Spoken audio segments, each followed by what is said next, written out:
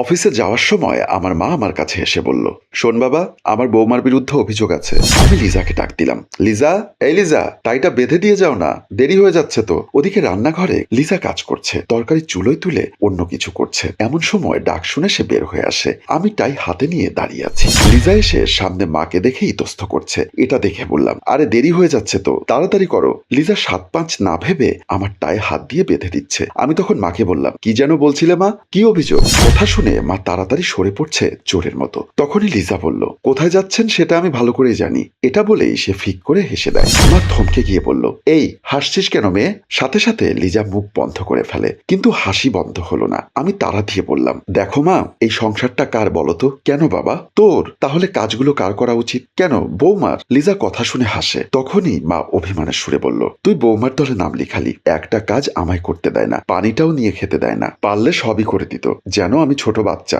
এভাবে চললে দিন দিন মোটা হব, আর মেয়েটা আরো শুকিয়ে কাঠি হবে। আমি কিছু না বলে হাসলাম। ওদিকে বাবার রুম থেকে বাবা ডাক দিয়ে বলল, কই গো, এক কাপ চা দিও তো, শরীরটা ম্যাজ ম্যাজ করছে, তাড়াতাড়ি নিয়ে এসো। মা এতক্ষণ এই সুযোগের জন্য অপেক্ষায় ছিলেন। ব্যাস চলে যাবে এমন সময় আবারও বলল, যাই তোর বাবাকে চাটা দিয়ে আসি। আমরা একে অপরের দিকে তাকিয়ে হাসতে থাকি। লিজা আমাকে বলল, মা তোমাকে বিচার দিতে চেয়েছে তাই না? হ্যাঁ, সেটা বুঝেই তো তোমাকে ডাক দিয়েছি। তুমি তো মাকে কোনো কাজই করতে দাও না, যতটা পারো নিজে করে নাও, এই নিয়ে প্রতিদিন অভিযোগ করে মা।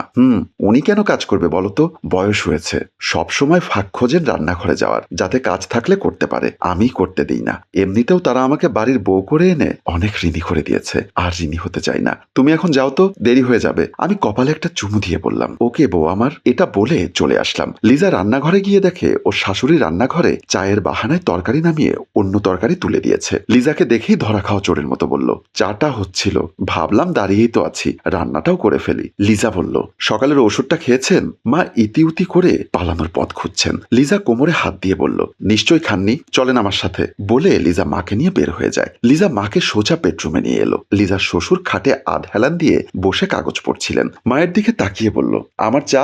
লিজা মাকে বিছানায় বসিয়ে দেয়, আর পাশ থেকে ঔষধ নিয়ে ঔষধ বের করতে করতে বলল, এই তো বাবা, আনছি। এরপর লিজা ঔষধ আর পানি দিয়ে রান্নাঘরের দিকে চলে যায়। বাবা বলল, চাটাও তুমি আনতে পারলে না, বৌমাকেই আনতে হচ্ছে।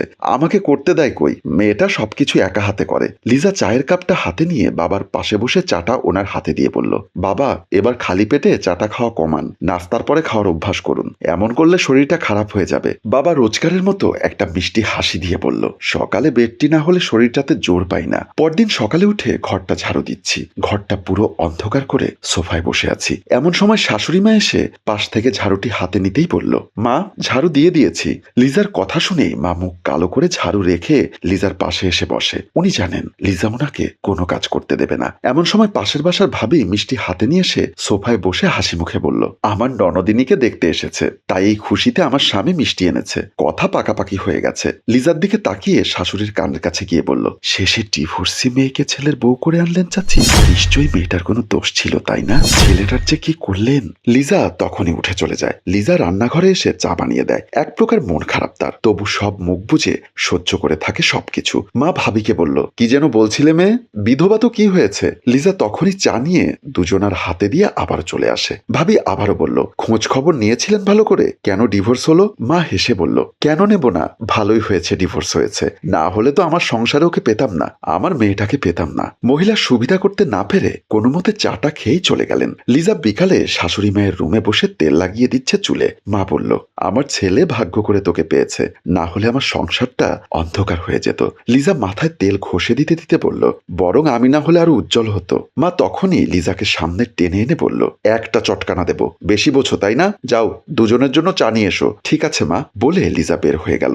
চা নিয়ে এসে লিজা শাশুড়িকে দেয়, আর সে পায়ের কাছে মেঝেতে বসে পড়ে। ওখানে বসলি কেন? লিজা মায়ের কোলে মাথা রেখে বলল, আমার মতো একজনকে কি করে ছেলের জন্য পছন্দ করলেন? তিনি মাথায় হাত বুলিয়ে দিয়ে বলল, তোর জরায়ুতে টিউমার হয়েছে, এটা কি তোর দোষ? না জরায়ুটা ফেলে দিতে হয়েছে এটা তোর দোষ? লিজা কিছু না বলে চোখের জল ফেলছে। হয়েছে, আর কাঁদিস না। এটা বলে লিজাকে তুলে বুকে জড়িয়ে নেয়। সবসময় আমার মেয়ে হয়ে থাকবি রে সোনা। বিকালবেলা একটা অল্প বয়সী মেয়ে আসে ভিক্ষা নিতে। লিজা দরজা খুলেই তাকিয়ে দেখে একটা ছোট্ট বাচ্চা, বয়স 7-8 বছর হবে। তাকে দেখে বেশ মায়া হয় লিজার। লিজা বসে মেয়েটিকে টেনে বলল, তুমি এ বয়সে ভিক্ষা করছো কেন? তোমার কি বাবা মা নেই? মেয়েটি চেহারা নিচু করে বলল, না, বাবা মাকে আমি ছোট থেকে দেখিনি, চাচা চাচিদের বাসায় থাকি, ওনারা ভিক্ষা করতে পাঠায়। কোথায়। এমন সময় আমি এসে দেখলাম লিজা মেয়েটির সাথে কথা বলছে। আমি পাশে দাঁড়াই। লিজা বলল, তুমি কি প্রতিদিন এসব করো? আমি বসে মেয়েটিকে বললাম, তোমার তো পড়ালেখা করা উচিত। লিজা বলল, কে করাবে? ওর বাবা মা বেঁচে নেই, চাচা বাড়িতে থাকে, ওনারা এই পথে নামিয়েছে। তখন মেয়েটি বলল,